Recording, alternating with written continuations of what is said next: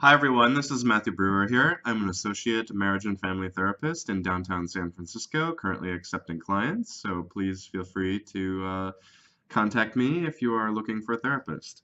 Today I thought we could talk about the nervous system and bipolar and how they can relate, and I have a hypothesis that I will share with you in a moment here, so stay tuned. So drum roll. My hypothesis is that practicing the relaxation response builds the soothing system and balances the nervous system.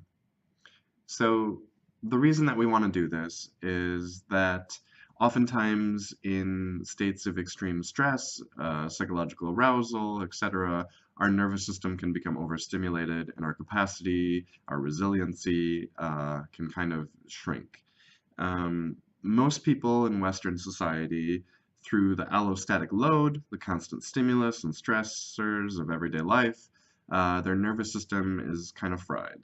And that part of the nervous system, on our chart here, you can see we have our central nervous system, which includes the brain and the spinal cord, and that all goes down into different parts of the brain, etc.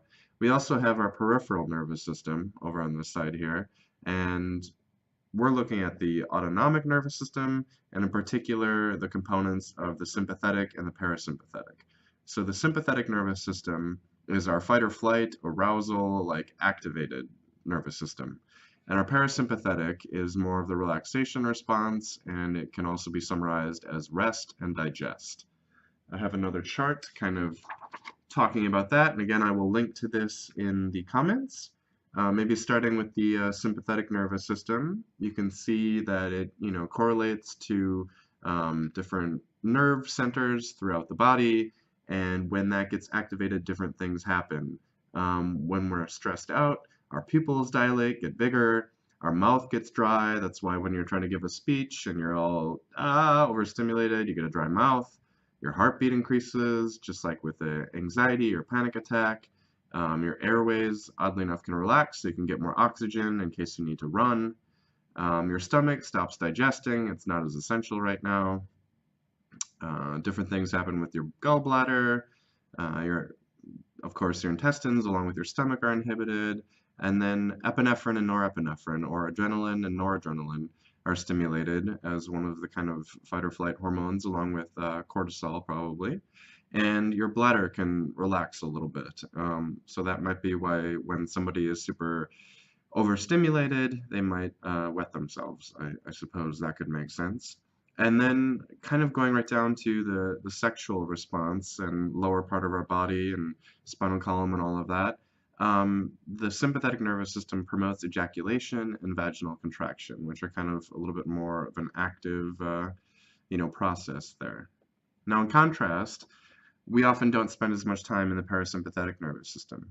This is where our pupils can get smaller, and that's why if you're paying attention to somebody's eyes, you can kind of see if they're more stressed out or more relaxed. Their mouth, saliva gets stimulated. You can see how that's preparing for digestion when you're in more of a relaxed state of being. Your heartbeat slows, your airways are a little more constricted, and your stomach is getting ready to digest, as well as your intestines.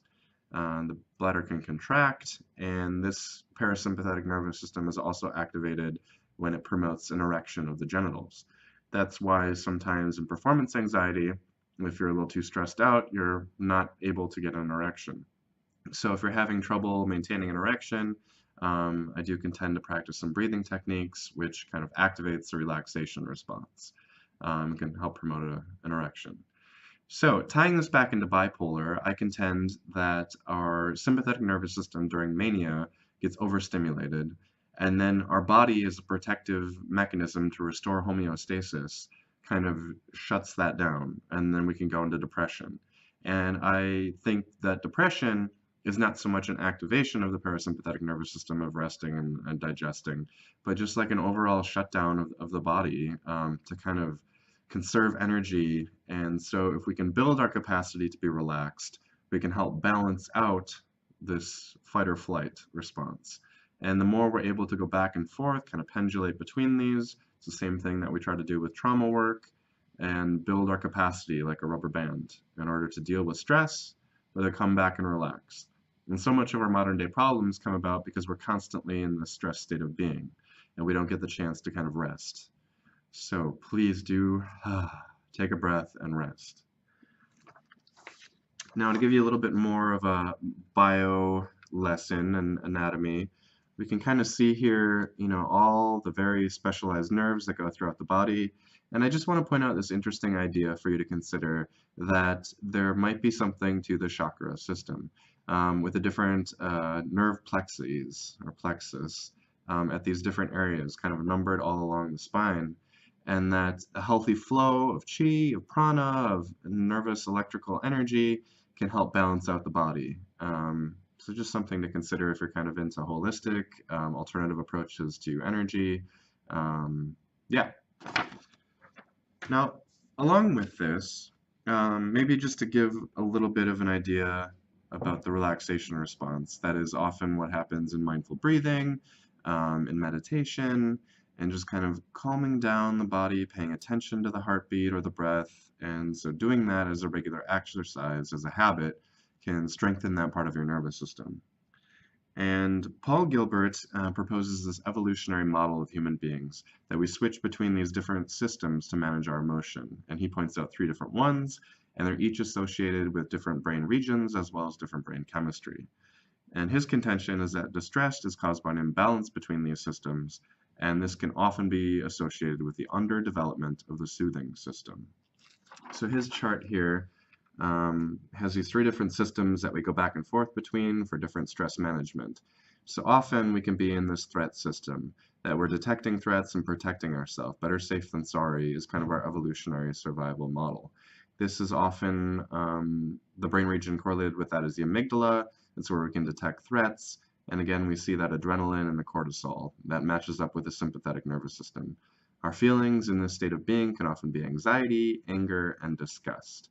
And maybe just to talk about anger being a protective mechanism, like when we push back, when our boundaries are being violated, and then disgust, an evolutionary thing to protect us from spoiled food or something that could potentially infect us. And so again, that's a threat detection system. On the other hand, in our drive system is when we're wanting or pursuing something for resources. And this is correlated with the nucleus accumbens and dopamine. So we get pleasure when we pursue something and we achieve it, whether it's food or whatever. That's often where different addiction type stuff can come in, or reward centers get activated. Now, the often underutilized soothing system is to help us manage distress and promote bonding and connection with other people. In my experience as a therapist, emotion regulation is often exceedingly difficult for people, especially if you have borderline personality disorder or if you're in a symptomatic state of bipolar. And it can be harder to connect with people, and substance use can often be used as a substitute way of connecting, or as a way to facilitate kind of a little bit more of a superficial connection. And this is correlated with the prefrontal cortex as part of our brain, executive function. It's the higher evolved state of being in the brain. And this is, again, you can kind of see the drug thing here, connected with natural opiates of the body and oxytocin, the bonding hormone, which is released during a meaningful, long-lasting hug, or released when a mother gives birth to a child, and that promotes that bonding. And the correlated feelings are connected, safe, protected, cared for, and trust, which is all something I think we all long for, a lot more of, feeling safe and connected.